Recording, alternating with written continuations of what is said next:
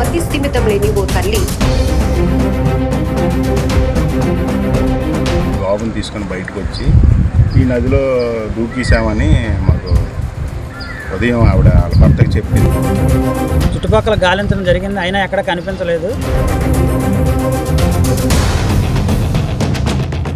40 రోజుల తన పసికందును రాత్రి 11:30 ప్రాంతంలో ఎత్తుకొని వెళ్లి గోవాడ షుగర్ ఫ్యాక్టరీ సమీపంలో ఉన్న శారదా నదిలో పడేసింది.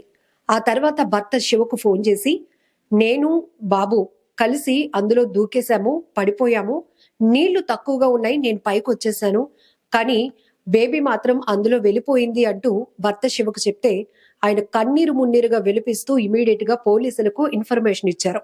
సిఐ అప్పలరాజు గారు ఎన్డీఆర్ఎఫ్ టీంతో పాటు గజ ఈతగాళ్లతో సహా ఘటనా స్థలికి చేరుకుని గాలింపు చర్యలు కొనసాగిస్తున్నప్పటికీ కూడా ఇప్పటికీ ఒక రోజు గడిచినా ఇప్పుడు హాఫ్ డే అయిపోయినప్పటికీ కూడా ఇంకా ఆ బిడ్డ ఆచూకీ మాత్రం లభ్యం కాలేదు. ఆమె పేరు లీలా. చోడవరం మునగపాక మండలం నరేంద్రపురం గ్రామానికి చెందిన లీలకు ఆమెకి 32 years ఉంటాయని చెప్తున్నారు. మాడుగుల మండలానికి చెందినటువంటి బంటు శివతో మ్యారేజ్ అయింది గత ఏడాది. ఆ తర్వాత ఒక మంచి అందమైన బిడ్డకు జన్మనిచ్చింది. కానీ ప్రెగ్నెన్సీలో వచ్చే కాంప్లికేషన్ వల్లే, అంటే ఇప్పుడు ప్రైమరీ ఇన్ఫర్మేషన్ ప్రకారం తెలుస్తోంది, డెలివరీ కోసం అమ్మాయి హాస్పిటల్కి వెళ్ళి 2 రోజుల పాటు ఆ డెలివరీ కోసం ప్రయత్నిస్తున్న సమయంలోనే మానసికమైనటువంటి అనారోగ్యానికి ఆమె గురైనట్లు తెలుస్తుంది. అప్పటి నుంచి బిడ్డ పుట్టినప్పటి నుంచి కూడా, ఆమె బిడ్డకి పాలిస్తున్నప్పటి నుంచి కూడా ఆమె మతి స్థిమితం సరిగా లేదట.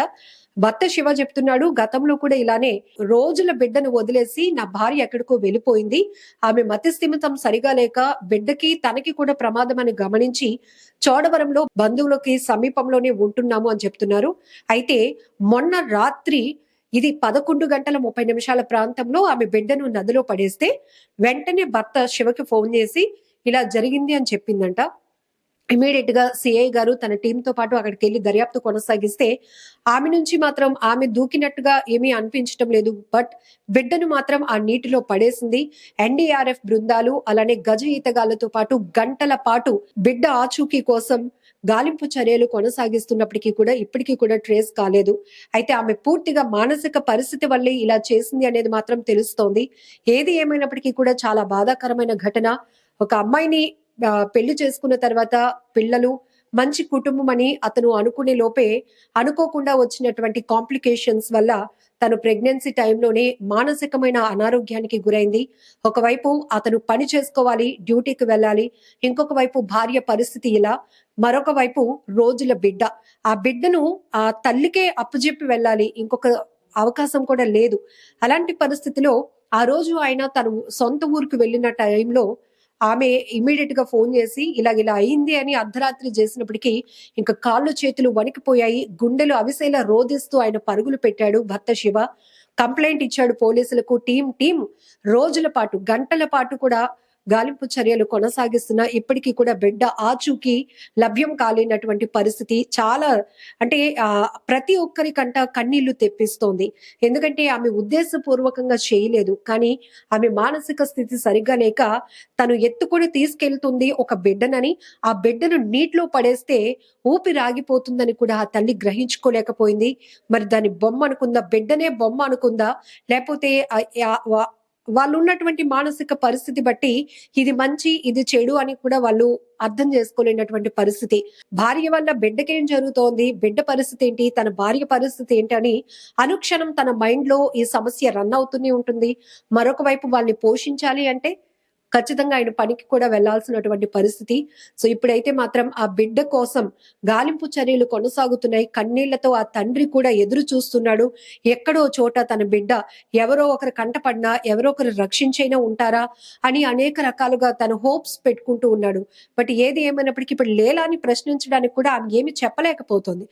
కోటవీధికి చెందిన లీలా అనే ఆమె అడ్వకేటు ఈ మధ్యకాలంలోనే ఆవిడ బేబీ బాయ్ని కన్న తర్వాత మెంటల్గా కొద్దిగా అప్సెట్ అయ్యి ఈరోజు రాత్రి 12 గంటలప్పుడు సమయంలో ఇంట్లో వాళ్ళ అత్తగారు వాళ్ళ మదరు ఉండే సమయంలో ఆ బాబుని తీసుకొని బయటకు వచ్చి ఈ నదిలో దూకేసామని మాకు ఉదయం ఆవిడ వాళ్ళ భర్తకి చెప్పింది. ఆ భర్త మనకు కంప్లైంట్ ఇస్తే అప్పటి నుండి వచ్చి మేము ఫైర్ సాయంతో ఇవన్నీ సెర్చింగ్ చేస్తున్నాం. ఒకవేళ ఏమైనా తెలిసినట్లయితే మీకు మళ్ళీ తెలియపరుస్తాం. అసలు ఆమె అలా పడేసిన తర్వాత భర్తకి ఏం ఫోన్ చేసింది, శారదా నదిలో బిడ్డతో పాటు నేను పడిపోయాను, నీళ్లు తక్కువగా ఉండడం వల్ల నేను బయటకు వచ్చేసాను, బిడ్డ మాత్రం అందులో కొట్టుకుపోయింది అని చెప్తా ఉంది. సో ఇక్కడ ఎంత బాధాకరమైన విషయం ఏంటంటే, పిల్లలు లేక చాలా మంది ఉన్నారు, ఎన్నో పూజలు చేస్తున్నారు. కానీ ఇంతకు ముందు కూడా మీకు ఒక స్టోరీ గురించి చెప్పాను. మతి స్థిమితం లేనటువంటి పరిస్థితిలో ఉన్న తల్లులు ఆ బిడ్డల్ని ఎలా సాకగలుగుతున్నారు, వాళ్ళకి ఆట బొమ్మగా కనపడుతుంది, ఏంటో కాళ్ళు చేతులు ఆడుతున్నాయి, పిల్లలకి పాలు ఇవ్వడం కూడా తెలియలేనటువంటి పరిస్థితి, పిల్లలకు బట్టలు కప్పాలి అనే పరిస్థితి కూడా లేనటువంటి పరిస్థితి. ఇలాంటివి చూసినప్పుడు మాత్రం గుండె తరుక్కుమంటుంది, గుండెను మెలిపెట్టేటటువంటి దృశ్యాలేవి. బట్ ఇప్పుడు ఆ ఊరు చుట్టుపక్కల ఉన్న స్థానికులు కూడా అక్కడికి చేరుకొని, బిడ్డ ఎక్కడో చోట బ్రతుకుంటే బాను, బిడ్డ మళ్ళీ ఆ తండ్రి చెంతకు చేరితే బాను, ఇలాంటి పరిస్థితులు ఉన్న ఆ తల్లికి ఇమీడియట్ గా ట్రీట్మెంట్ ఇస్తేనే గాని అంత సేఫ్ కాదు. తెలిసి తెలియకుండా ఆమె నడి రోడ్డుపై అర్ధరాత్రి వెళ్ళిపోతుందంటే తనకి కూడా రిస్కే కదా. బట్ ఇవన్నీ తెలుసుకోకుండా సీసీ కెమెరాలో కూడా ఆమె ఆ రాత్రి 11 గంటల ప్రాంతంలో ఆ బిడ్డను ఎత్తుకొని తీసుకెళ్తున్న దృశ్యాలు కూడా సీసీటీవీలో రికార్డ్ అయిన దృశ్యాలు ఉన్నాయి. మరి ఆ టైంలో ఏంటి, ఒంటరిగా ఒక మహిళ వెళ్తోంది, ఈ చంటి బిడ్డను రోజుల బిడ్డను ఎత్తుకొని వెళ్తుందని పోనీ ఎవరైనా గ్రహించడానికి రోడ్ల మీద అప్పుడు కొంతవరకే ట్రాఫిక్ ఉంటుంది, ఎక్కువగా ఉండదు. వెళ్లే వాళ్ళు కూడా ఏదో వెళ్తుందిలే, ఒకవేళ ఎమర్జెన్సీ హెల్త్ ప్రాబ్లం వల్ల వెళ్తుందే అనుకుంటారు తప్ప ఇలా ఎవరు ఊహించరు కదా. అలా ఊహించి ఒకవేళ ఆమెను ఆపుంటే గనక ఈ పరిస్థితి వచ్చి ఉండేది కాదు, ఆ బిడ్డ ప్రాణాలతో ఉండేది. బట్ ఏది ఏమైనా మనం కూడా దేవుణ్ణి కోరుకుందాం. ఆ బిడ్డ ఎక్కడో ఒక చోట ఇప్పటికే ఒకవేళ ఏడ్చినా లేకపోతే ఎవరి కంటైనా పడినా ఆ బిడ్డను బయటకు తీసి వాళ్ళ ప్రొటెక్షన్ లో ఉంచారేమో, ఏదో ఒక చిన్న హోప్ అయితే అనిపిస్తోంది. మరొక వైపు 40 రోజుల బేబీ అంటే ఇంకా మనం ఊహించవచ్చు అసలు ఆ పరిస్థితి ఎలా ఉంటుందనేది. ఏది ఏమైనా ఇదొక మనసును మెలిపెట్టే ఒక దుర్ఘటనగానే చెప్పుకోవాలి.